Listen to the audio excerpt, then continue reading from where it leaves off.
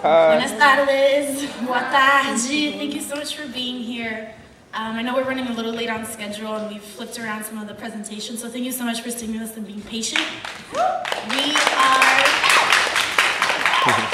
I'm going to give a short presentation and then I'm going to have my class present a very special piece with some recorded music and as well with some live music which you'll be hearing.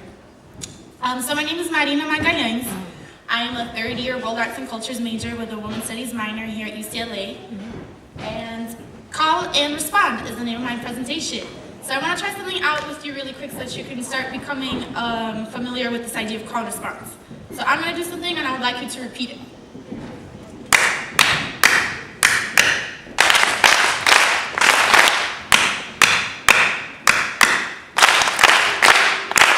Beautiful. That is an example of call and response.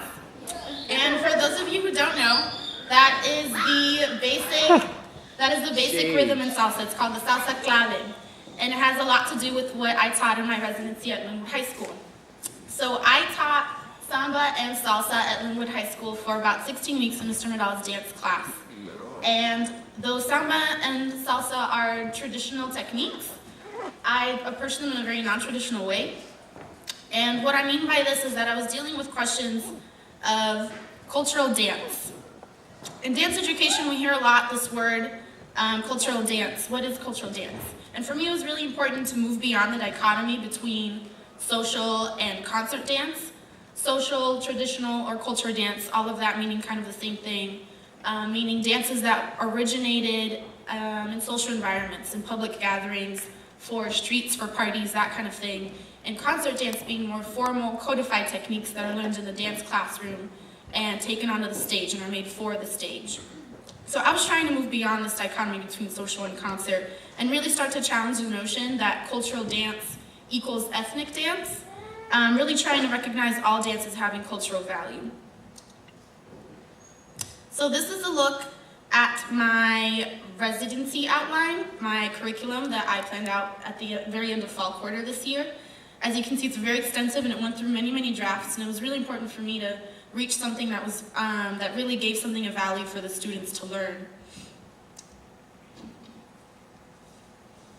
Another question I was dealing with is, what value does cultural dance have in dance education? Dance education tends to really stress how dance can convey meanings and how it can convey themes and ideas, which is really important, but I was trying to focus more on how the body can communicate in the context specifically of partnering and of circle dancing.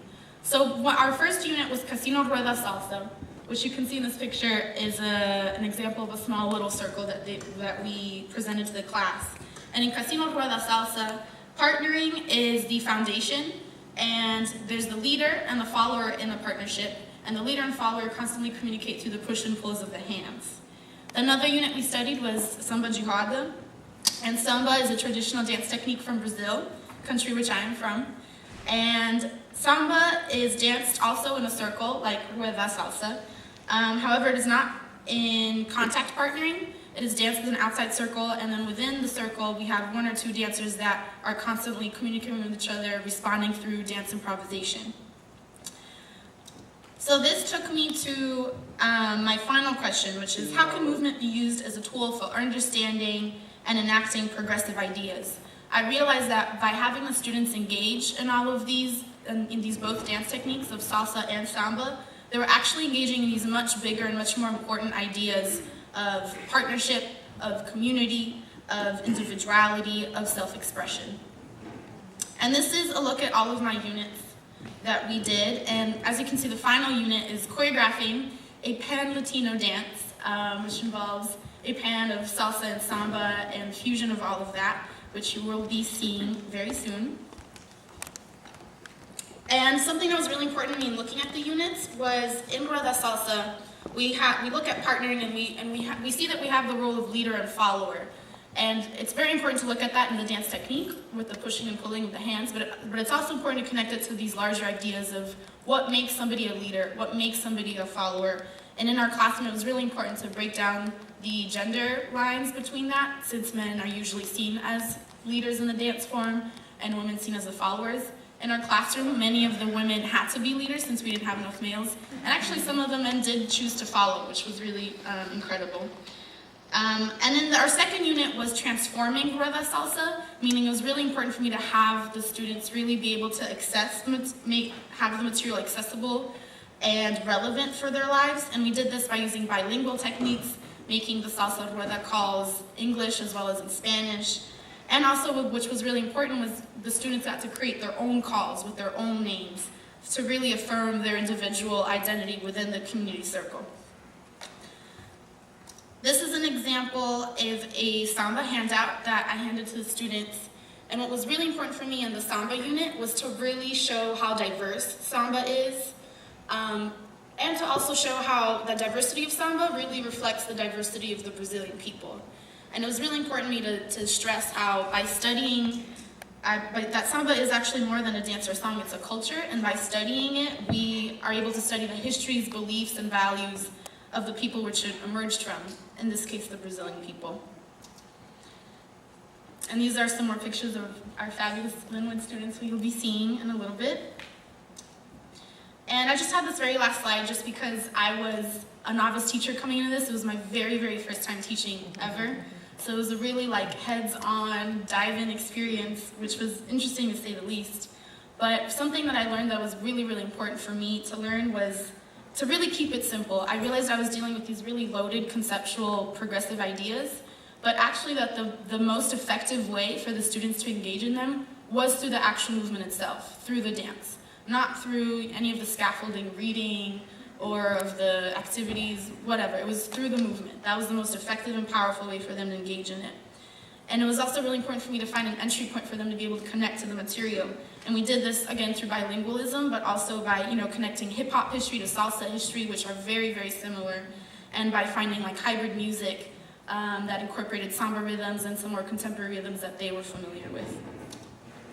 So without further ado, we will be presenting this piece that we've been working on for the past few weeks, which they will also be presenting at their spring concert dance this coming weekend, which you guys should definitely support if you can. June 12th, right, Mr. Motto? June 12th. At Linwood High School. And they will be performing this exact piece there, as well as many, many others. So here to enjoy is Linwood High School.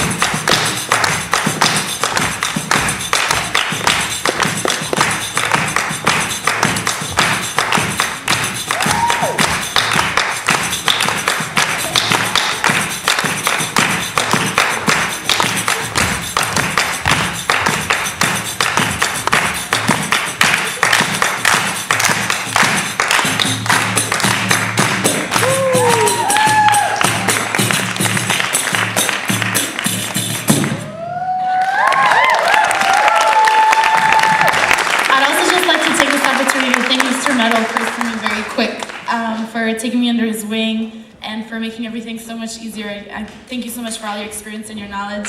Your class loves you, and so do I. So thank you.